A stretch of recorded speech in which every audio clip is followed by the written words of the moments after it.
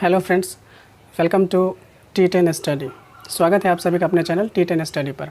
आज के क्लास में हम लोग जनरली डिस्कस करेंगे कि मनुष्य में जो नियंत्रण और समन्वय होता है वो कैसे होता है। देखिए, इससे पहले हम लोगों ने डिस्कस किया था पादप में किस तरीके से नियंत्रण और समन्वय पाया जाता है।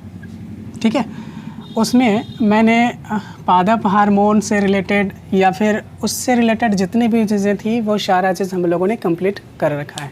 आपने यदि उस वीडियो को नहीं देखा है तो देख लीजिए, इम्पोर्टेंट है, उससे बहुत सारे क्वेश्चंस आपके एग्जामिनेशन में पूछे जाते हैं। ठीक है, देखिए, आपने यदि पिछला क्लास देखा होगा तो मैंने उस क्लास में बताया था कि नियंत्रण और समन्वय जो होता है उसके लिए दो चीज़ जिम्मेदार होता है।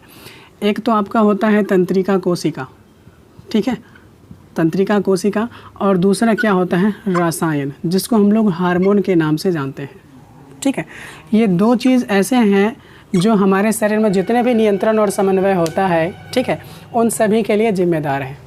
तो पादप के बारे में हम लोग डिस्कस कर चुके थे। हम लोग आज बात करेंगे मनुष्य यानी कि जंतु में किस तरीके से होता है। अब देखिए, मनुष्य में तंत्रिका तंत्र भी पाया जाता है या कह लें तंत्रिका कोशिका भी पाया जाता है, इसीलिए इसमें तंत्रिकीय नियंत्रण और समन्वय भी पाया जाता है। ठीक है, इसमें रसायन भी पाया जाता है, इसलिए इसमें रासायनिक नियंत्रण और समन्वय भी पाया जाता है। तो एग्जाम में आपसे पूछे जाएंगे कि जंतु में किस प्रकार का नियंत्रण और समन्वय पाया जाता है। तो याद रखिएगा, जंतुओं में या तो तंत्रिकीय नियंत्रण समन्वय और रासायनिक नियंत्रण एवं समन्वय दोनों होंगे, लेकिन पादप की जब बात करेगा तो पादप में सिर्फ और सिर्फ रासायनिक नियंत्रण और समन्वय पाया जाता है। क्यों? क्योंकि इसमें तंत्रिका कोशिका नहीं होता है। ठीक है, समझ में आ गया होगा, याद रखिएगा। अब देखिए, अब आगे जो बात कर लेते हैं तंत्रिका कोशिका। अब हम लोग आते हैं, सबसे ज़्यादा इम्पोर्टेंट है आपका तंत्रिका तंत्र। ठीक है, हमारे शरीर में जो तंत्रिका तंत्र है उसके बारे में। तंत्रिका तंत्र जो होता है जनरली तीन चीज़ों का सम्मिलित रूप है। ठीक है, कौन कौन सा? तो सबसे पहला तो आपका आएगा तंत्रिका कोशिका, जो इसका सबसे छोटा यूनिट है। ठीक है, तंत्रिका कोशिका इसका सबसे छोटा यूनिट है तंत्रिका तंत्र का। ओके, चलिए अब आगे हम बात कर लेते हैं। सबसे छोटा यूनिट कौन सा? तंत्रिका कोशिका। दूसरा आपका आता है मेरुरज्जु।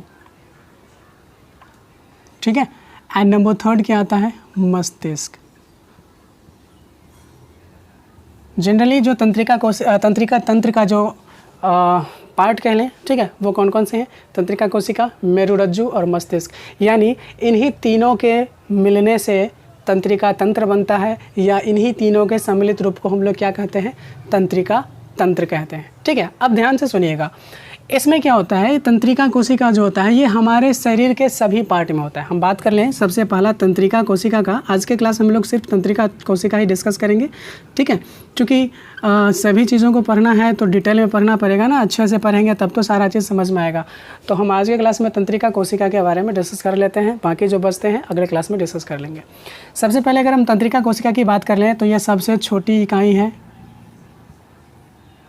किसका? तंत्रिका तंत्र का। ठीक है, तंत्रिका तंत्र की छोटी इकाई कौन सी हो गई? आपका तंत्रिका कोशिका। ठीक है, और ये जो तंत्रिका कोशिका है हमारे शरीर की सबसे लंबी कोशिका। याद रखिएगा, तंत्रिका तंत्र की सबसे छोटी इकाई तंत्रिका कोशिका, लेकिन ये जो तंत्रिका कोशिका है हमारे शरीर का सबसे लंबा भाग है। देखिए, यहाँ पर बहुत सारा कन्फ्यूज़न क्या आता है, एक तो लंबा में आता है और एक सबसे बड़ा वाले टर्म में कन्फ्यूज़न आता है। तो सबसे लंबा पार्ट की बात कर लें तो आपका जो सबसे लंबा पार्ट होता है वो आपका आता है नर्व सेल, तंत्रिका कोशिका। ठीक है, लेकिन जब बात करेगा आपका कि हमारे शरीर की सबसे बड़ी कोशिका कौन है, तो जब बड़ी कोशिका की बात आएगी तो ये हो जाएगा आपका अंडाशय की कोशिका।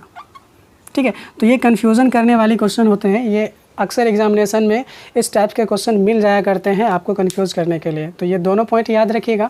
अगर आपसे पूछ ले मानव शरीर की सबसे लंबी कोशिका कौन है, लंबी जब कहेगा तब हम जवाब देंगे तंत्रिका कोशिका, और यदि सबसे बड़ा बात करेगा तब क्या हो जाएगा? अंडाशय की कोशिका। और अंडाशय किस में पाया जाता है? तो अंडाशय जो है यह फीमेल का रिप्रोडक्टिव ऑर्गन है।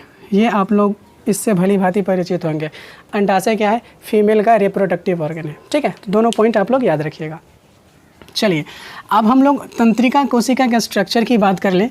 ठीक है, तो हम आपके सामने ये स्ट्रक्चर लेके आ रहे हैं। चलिए देखिएगा, तंत्रिका कोशिका में क्या होता है, एक तारे के जैसी संरचना होती है। अगर हम तारा के जैसा स्ट्रक्चर कुछ बनाएं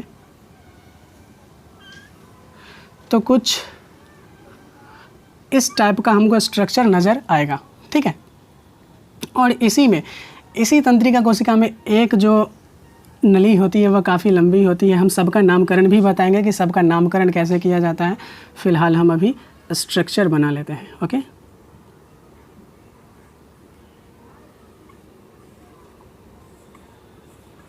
देखिए, ये हमारे शरीर का एक तंत्रिका कोशिका है। इसके जैसे हमारे शरीर में बहुत सारी कोशिकाएं हैं, ठीक है। और तंत्रिका कोशिका का मेन वर्क क्या होता है, इसका मेन वर्क होता है हमारे शरीर में जितने भी सूचनाएं आती है उन सभी का मस्तिष्क तक ले जाना और मस्तिष्क से जो ग्राही अंग होते हैं वहाँ तक पहुँचाना, ठीक है। तो ये हो गया तंत्रिका कोशिका का एक स्ट्रक्चर। अगर हम बात कर ले तंत्रिका कोशिका में स्ट्रक्चर की, तो तंत्रिका कोशिका में ये आपका एक तारे के जैसा संरचना है। इस संरचना को किस नाम से जानते हैं, तो इस संरचना को बोलते हैं साइटोन। नाम याद रखिएगा, एग्जाम में पूछे जाएंगे कि तंत्रिका कोशिका में तारे के जैसी जो संरचना होती है उसे क्या कहते हैं, साइटोन कहते हैं। अब देखिए, ये जो साइटोन है, इसी साइटोन में ये बहुत सारे प्रवर्ध निकले होते हैं, ठीक है। साइटोन से क्या होते हैं, बहुत सारे प्रवर्ध निकले होते हैं। इस प्रवर्ध को क्या बोलते हैं, तो इस प्रवर्ध को अगर हम एक की बात कर लें तो इसको बोलेंगे डेंड्रन। क्या बोलेंगे, डेंड्रन। लेकिन यहाँ पर अगर इस सभी को अगर सम्मिलित कर लें तब ये सब क्या कहलाएगा, डेंड्राइट्स कहलाएगा। क्या कहलाएगा, डेंड्राइट्स कहलाएगा, ओके। अब देखिए, इन्हीं डेंड्राइट्सों में अगर हम इसी डेंड्राइट्स में बात करें तो यहाँ पर भी डेंड्राइट्स होता है, लेकिन इन सभी डेंड्राइट्स की अपेक्षा ये जो है ये काफ़ी लंबा हो गया। अब चूंकि ये ज़्यादा लंबा मोटा तगड़ा हो गया, तो आपने अक्सर देखा होगा अगर कोई ज़्यादा लंबा मोटा तगड़ा होता है तो थोड़ा सा एक्शन दिखाना स्टार्ट करता है ना। तो इसी के लिए हम इसका इस तरीके से भी नाम याद रख सकते हैं कि ये जो डेंड्राइट्स था, इन्हीं डेंड्राइट्स में एक डेंड्राइट्स काफ़ी लंबा हो गया, मोटा हो गया, इसीलिए इसका नामकरण क्या कर दिया गया, एक्सॉन। इस तरीके से याद रख सकते हैं, ठीक है। क्या नाम याद रखेंगे, एक्सॉन, ठीक है। अब ये आगे चल करके क्या होता है कि अनेक शाखाओं में विभाजित होता है और दूसरे नर्व सेल से क्या होता है, दूसरा तंत्रिका कोशिका से कनेक्ट होता है। मान लीजिए कि यहाँ पर कोई तंत्रिका कोशिका कुछ इस तरीके से अगर होता, ठीक है, कुछ इस तरीके से होता, ठीक है। तो क्या होता है, इसका जो ये डेंड्राइट्स है इसके साथ इस तरीके से कनेक्ट हो जाता। तो बात आई समझ में। हम लोग क्या बता रहे थे अभी कि एक तंत्रिका कोशिका जो होती है उसमें एक तारे के जैसी संरचना होती है। उस संरचना को क्या बोलते हैं, साइटोन बोलते हैं। इस साइटोन से अनेक प्रवर्ध निकले होते हैं जिन्हें डेंड्राइट्स के नाम से जानते हैं। इन्हीं डेंड्राइट्स में एक काफ़ी लंबा होता है जिसे एक्सॉन कहते हैं, ठीक है।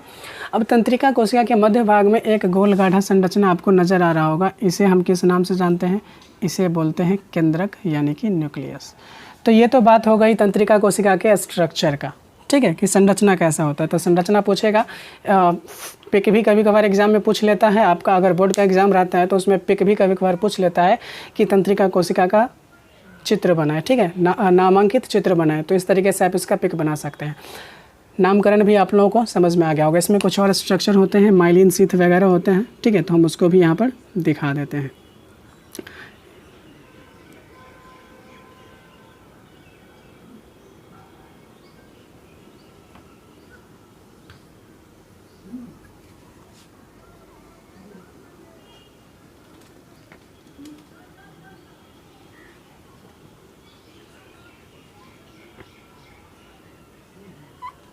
चलिए, अब देखिए तंत्रिका कोशिका जो है वो काम कैसे करता है। तो देखिए, हमारे शरीर के सभी पार्ट में तंत्रिका कोशिका है, सभी भाग में तंत्रिका कोशिका है। अब मान लीजिए कि किसी भी प्रकार का स्पर्श हुआ, किसी प्रकार की संवेदना हमारे शरीर में आई, जैसे सपोज कीजिए हम खड़े हैं, ठीक है, पीछे से आकर के कोई टच किया, तो हमें कैसे पता चला कि पीछे से कोई टच किया, कैसे पता चलता है। तो ये जो तंत्रिका कोशिका है ये क्या करता है, अगर कोई बंदा टच कर रहा है तो उसके स्पर्श को क्या कर लेता है, ये जो तंत्रिका कोशिका का डेंड्राइट्स जो है, डेंड्रन जो है, उस अनुक्रिया को क्या कर लेता है, एक्सेप्ट करता है, ठीक है। यानी कह लें कि बाहरी संवेदनाओं को ग्रहण कौन करता है, डेंड्राइट्स ग्रहण करेगा, ठीक है। अब डेंड्राइट्स जो है, डेंड्राइट्स जैसे ही ग्रहण करेगा तो संवेदना कहाँ आएगा, डेंड्राइट्स संवेदना को देगा एक्सोन में। जैसे ही ये एक्सोन में आएगा तो ये जो सूचना है ये किस में बदल जाएगा, विद्युत आवेग में बदल जाएगा। किस में बदल जाएगा, विद्युत आवेग में। अब चूंकि जब यह विद्युत आवेग में बदल गया तो ये फास्ट वर्क करेगा, ठीक है। तो यहाँ से डेंड्राइट्स क्या किया, बाहरी संवेदनाओं को ग्रहण किया, दिया साइटोन को। साइटोन में ये जो आवेग था, यह जो सूचना था, यह किस में बदल गया, विद्युत आवेग में। और फिर ये आगे एक्सोन में आया और एक्सोन से होते हुए यहाँ पर सूत्र युग्मन गांठ के द्वारा दूसरे तंत्रिका कोशिका के डेंड्राइट से कनेक्ट हुआ। फिर ये आगे इसी तरीके से देगा और इसी तरीके से क्या होगा, ये आगे दूसरे तंत्रिका कोशिका को देगा और एटलीस्ट ये सूचना कहाँ तक पहुँच जाएगा, मस्तिष्क तक पहुँचेगा। मस्तिष्क तक किसके सहायता से, तो तंत्रिका कोशिका मेरुरज्जु होते हुए मस्तिष्क तक जाएगा। अब मस्तिष्क उस चीज़ पर सोचेगा कि हाँ ये जो सूचना आया है इसका क्या आउटपुट दिया जाए। तो जैसा ही मस्तिष्क आदेश देगा, फिर से वहाँ से जो सूचना होगा डेंड्राइट्स लेगा और फिर आगे की ओर जहाँ पर भी देना है, जैसे मान लीजिए पीछे से कोई टच किया हमको, सपोज कीजिए, तो टच किया तो हमको पीछे घूम के देखना होगा, है कि नहीं। तो जो टच किया तो डेंड्राइट्स सूचना लिया और इसको भेजा मस्तिष्क तक। मस्तिष्क इस पर सोचेगा कि हाँ पीछे से कोई टच किया है, क्या करना चाहिए।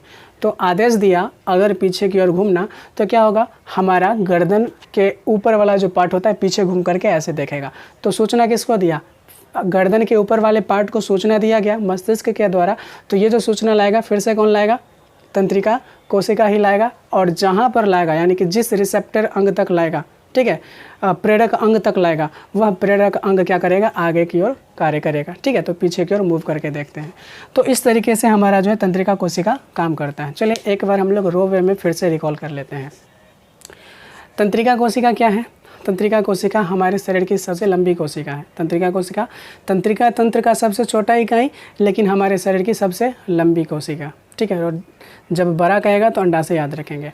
अब तंत्रिका कोशिका का काम क्या है, तंत्रिका कोशिका हमारे शरीर में विभिन्न प्रकार के सूचनाओं को शरीर के एक भाग से दूसरे भाग तक ले जाता है। तंत्रिका कोशिका की संरचना की बात कर लें तो तंत्रिका कोशिका में एक तारे के जैसी संरचना होती है जिसे क्या कहते हैं, साइटोन कहते हैं।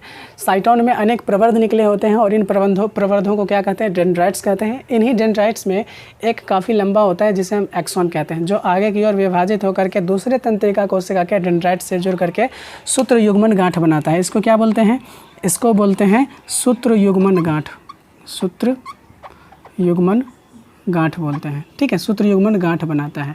अब कार्य की बात कर ले, कार्य कैसे करेगा, तो बाहरी सूचनाओं को डेंड्राइट्स ग्रहण करेगा, किसको देगा, साइटोन को। साइटोन में यह सूचना विद्युत आवेग में कन्वर्ट हो जाएगा। फिर यह आएगा एक्सोन, एक्सोन से होते हुए सूत्र युग्मन गांठ से दूसरे तंत्रिका कोशिका तक, फिर यह तीसरे तंत्रिका कोशिका और इस तरीके से मस्तिष्क तक जाएगा। मस्तिष्क अनुक्रिया करेगा और प्रेरक अंग तक फिर से उस सूचना को पहुँचा देगा और फिर उस पर हमारा शरीर काम करेगा। तो ये सारा टोटल वर्क होता है। इससे रिलेटेड एक और क्वेश्चन पूछा जाता है कि जब दो तंत्रिका, जैसे एक तंत्रिका ये, एक तंत्रिका ये, दो तंत्रिका के मध्य जो खाली स्थान बचता है, ठीक है, ये जो गैप बच रहा है, इसे क्या बोलते हैं, तो इसको बोलते हैं सिनेप्स।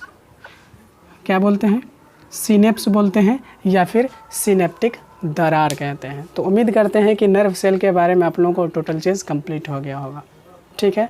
तो वीडियो कैसा लगा कमेंट करके हमें ज़रूर बताइएगा और यदि फर्स्ट टाइम है चैनल पर तो सब्सक्राइब कर लीजिएगा। मिलते हैं अगले वीडियो में, तब तक के लिए धन्यवाद।